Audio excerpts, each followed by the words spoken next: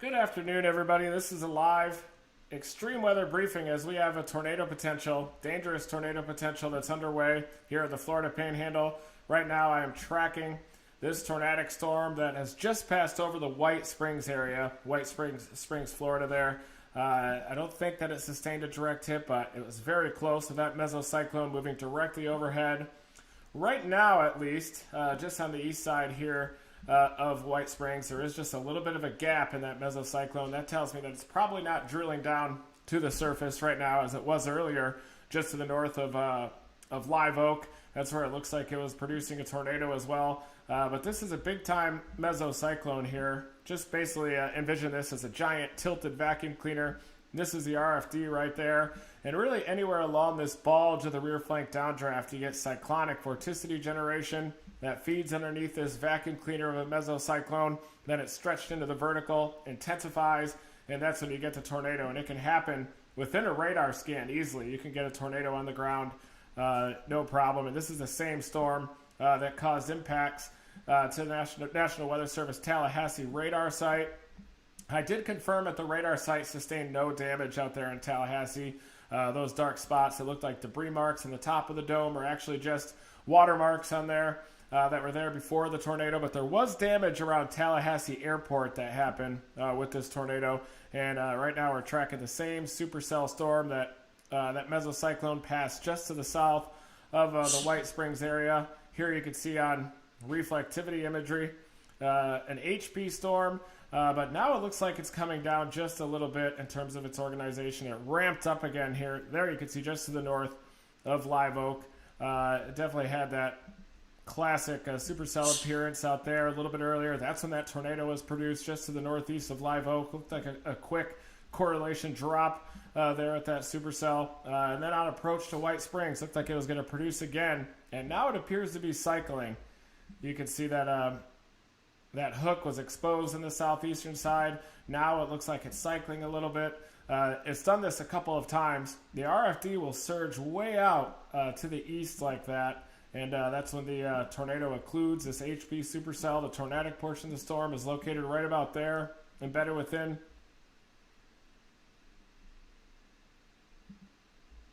Right about there is where that tornado is located.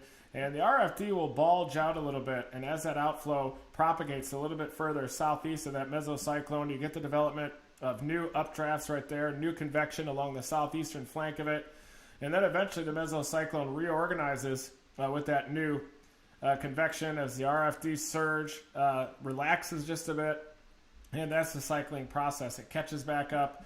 You can see this area here of open, unimpeded inflow.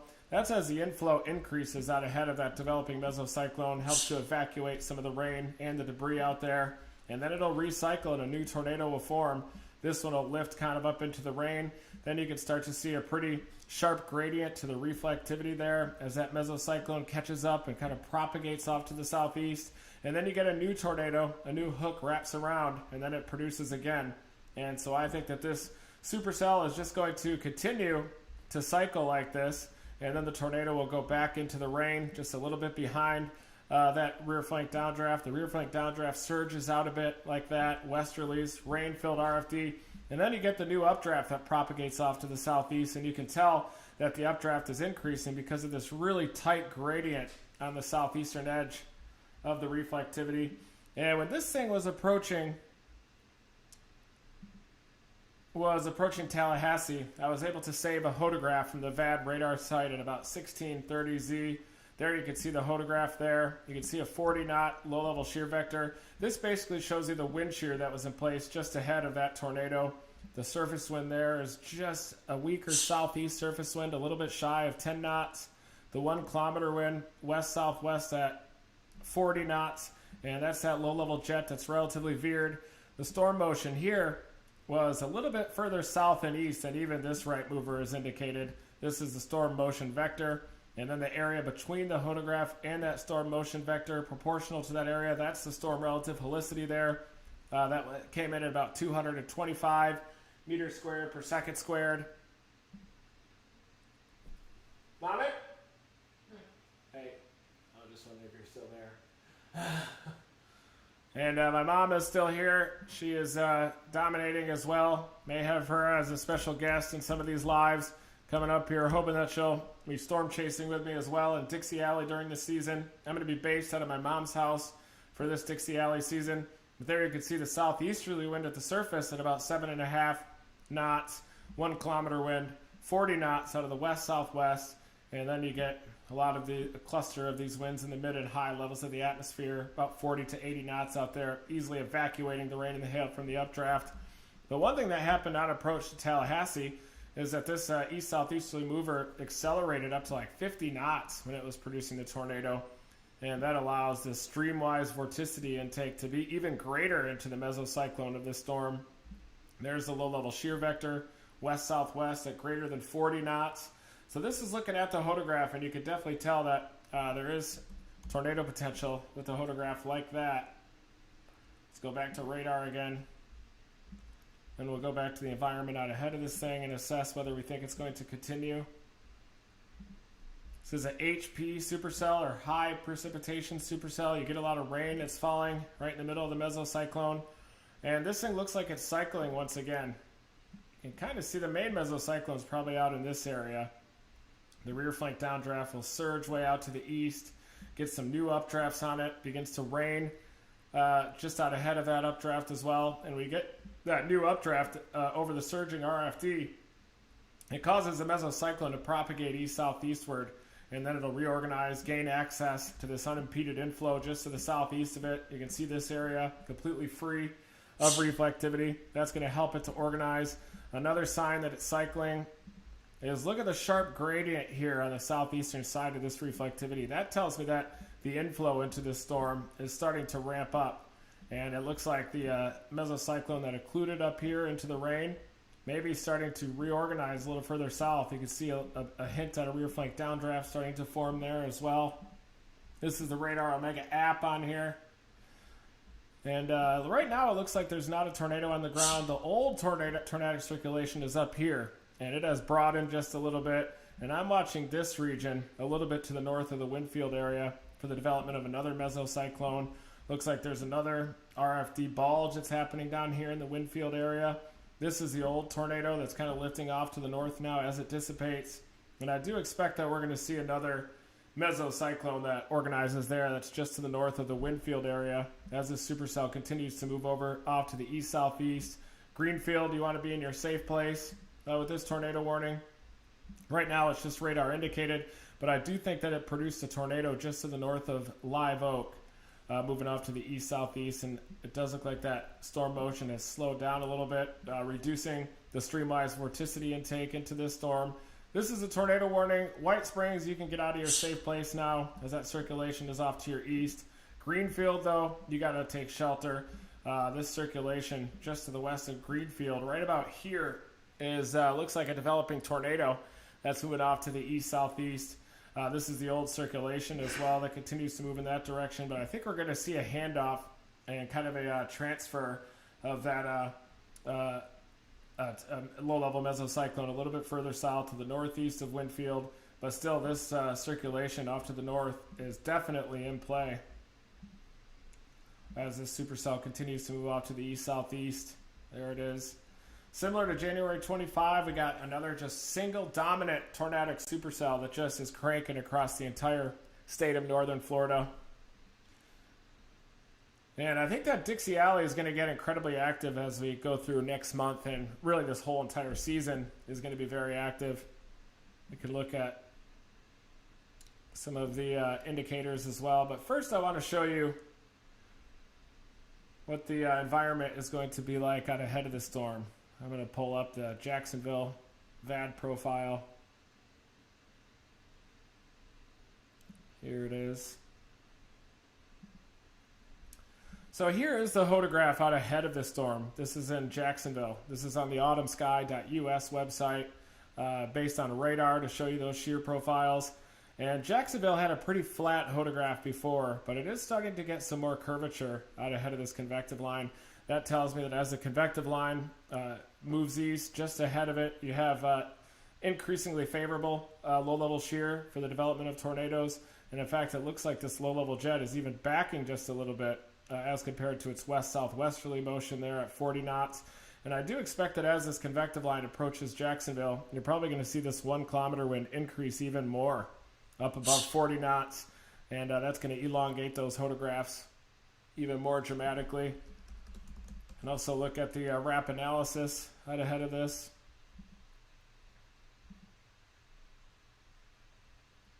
And interestingly, right in the vicinity of these supercell storms, it seems that the surface winds will shift to a little bit more of a southeasterly direction.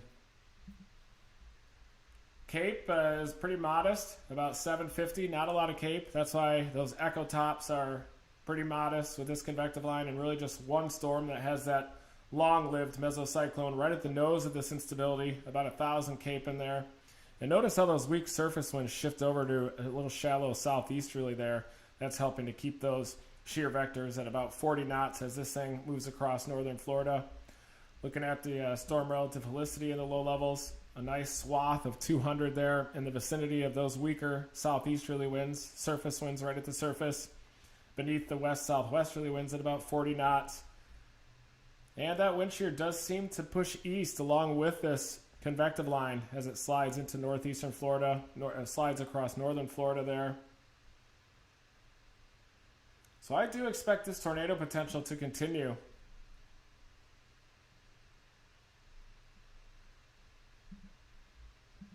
As this slides off to the east. Again, that tornado warning continues to the east of White Springs. Greenfield, you need to get in your safe place. This is a rain-wrapped tornado, pretty dangerous tornado at that. But right now, it looks like that low-level mesocyclone is a little bit broad, so it's cycling right now. I'm watching this area down here of the RFD to get maybe a reorganization of that low-level mesocyclone a little bit to the southeast. There's some unimpeded inflow down there that's helping to increase the inflow overall into this HP supercell. And it does look like it is trying to cycle. I'm watching this area as the new updraft. This is the old mesocyclone heading in toward the Greenfield area. One thing that could stop it is this little convection here. It does seem like that little hole in the reflectivity that was helping to increase that inflow into the storm is sliding off to the east out ahead of the storm. Got more convection that's moving in to the south side of it here.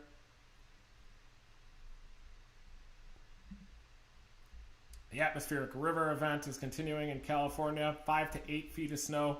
Winds gusting over 100 miles an hour at the highest ridges. The sun has come out today in the Lake Tahoe area, but I do expect another wave of very heavy precipitation and thunder snow to move in tonight through tomorrow morning. There's just so much weather going on. I feel like I'm almost suffocated here by everything that's happening. I'm not even chasing anything. I'm just doing these radar breakdowns, which are just almost as fun as the storm chasing part for me.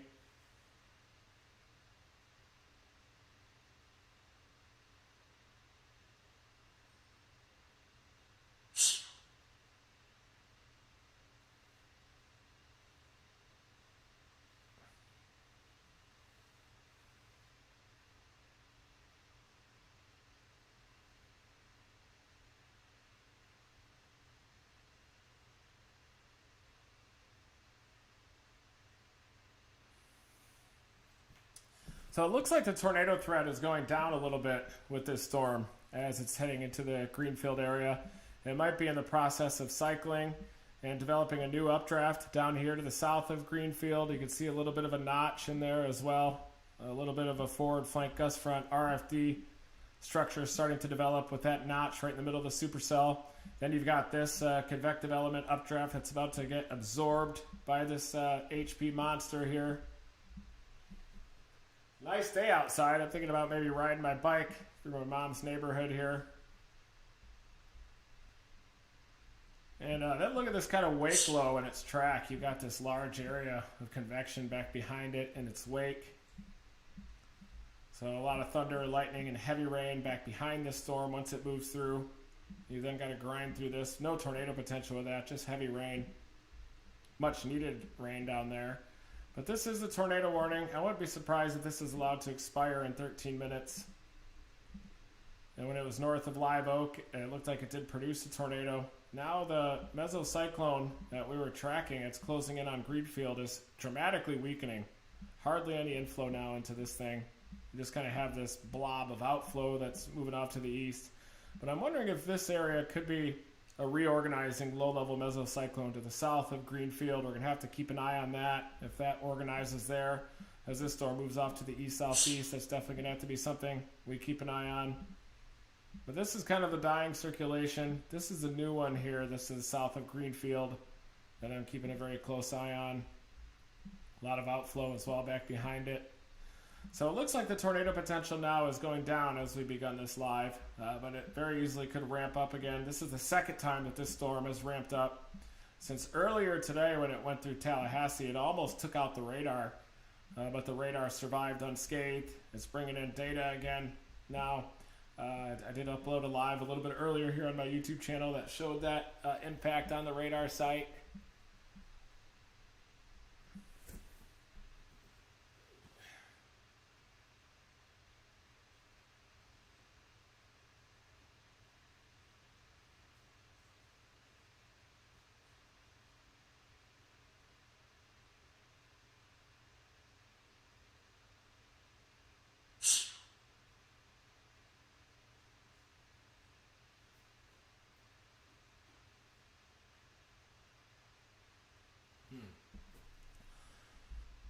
So here is that tornado warning. Let's take a look and see what it looks like on Jacksonville radar. There you can see the mesocyclone that is broadened, not as organized, but there still is this area of inflow waiting out ahead of it that could result in a cycling of this supercell. It's definitely been a long-lived one, and I don't expect it to die. I just expect it to keep cycling like this. And then once it reaches this area here of some unimpeded inflow, if it can clear this little cell merger, I could see this thing reorganizing again and redeveloping a tornado threat a little bit later on. This is likely a pseudo warm front, kind of on the nose of that instability, with about 1,000 Cape streaming in from the south. So we still got a long way to go here. Breaking down this live. Thank you everybody for joining me for my weather reports, seeing this live chat streaming through. Even type to you guys. Never stop chasing. So right now it looks like the tornado is not on the ground as this storm is cycling. And once again, almost like Groundhog's Day, we're seeing the same story happen again. You got this now severe thunderstorm warning well out ahead of this tornadic storm that's been extended. Probably tells you now that the National Weather Service is going to allow that tornado warning to expire. But we're going to keep watching it as this moves off to the east-southeast. This is the Radar Omega app here that I'm using. Possible some water spouts could happen down here, well to the north of Cedar Key, to the west of Cross Key, Horseshoe Beach out here. Gina, the coastline, could be a little bit of a water spout action out there. Special marine warning has been issued.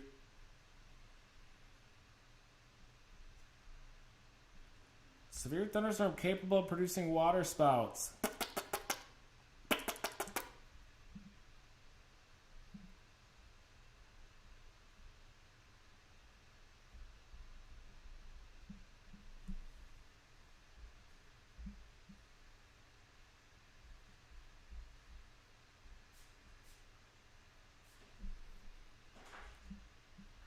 So this thing was much better organized a little bit earlier, and now it's starting to get more diffuse. There you can see it. Look at it start to get a little less organized as it's moving off to the east-southeast. Maybe it's cycling.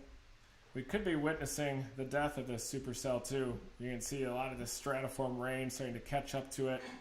Instead of having that area of open inflow just on the south side of that supercell, you got this stratiform rain that's building up to the east, starting to impede the inflow just a little bit.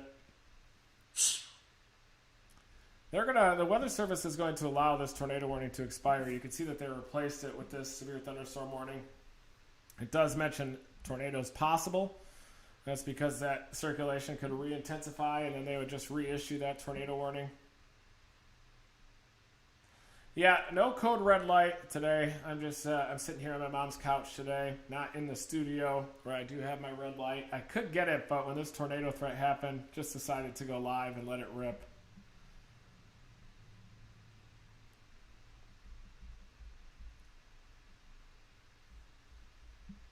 But it is very disorganized. I would say that the tornado threat has dramatically decreased with this. But still, if you live in Sanderson, McClenny areas in Florida, keep a close eye on these alerts because it only takes a couple of scans for this to ramp up and then start producing tornadoes once again. And this is live.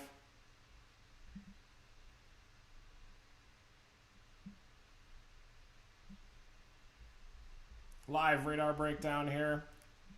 Tornado potential across northern Florida. I've actually got to head down to Florida tomorrow to shoot some pickup shots for our new series, Category 6. It's coming out on National Geographic Channel later on this summer. Looks like Season 2. Hopefully we'll get picked up again here just in time for Dixie Alley season that's about to get really active.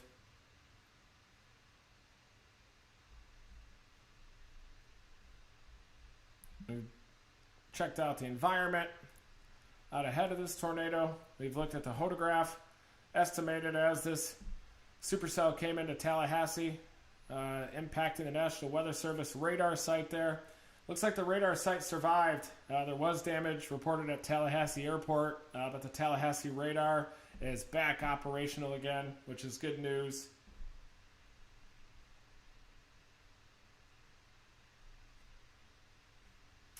The part of northwestern Florida I'm talking about is right here. Look at the radar, just to the northeast of Lake City, just to the west of Sanderson. But this tornado warning is going to be allowed to expire and replace with this severe thunderstorm warning off to the east.